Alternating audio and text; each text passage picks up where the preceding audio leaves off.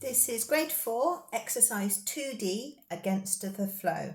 So I'm going to play the right hand and explain the fingers. So you want a thumb on an F, this is middle C.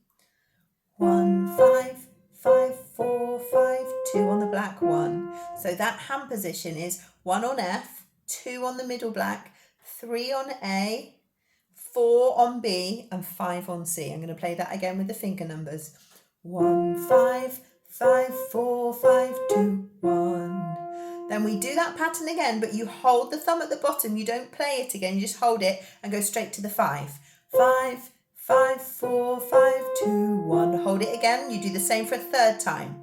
5, 5, 4, 5, 2, 1. Okay, so that was all the first 3 bars. I know that might sound a bit confusing, but I'm going to play them all at once now with the fingers, but without stopping.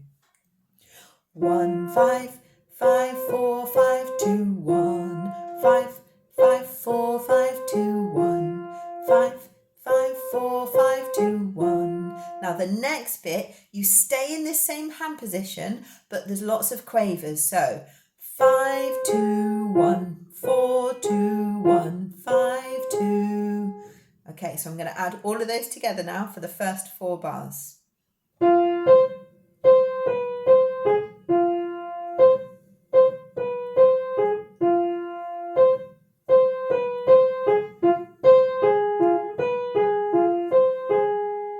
Then we finish off with chords 1, 2, 5. You count to 4. Then your thumb goes down to E.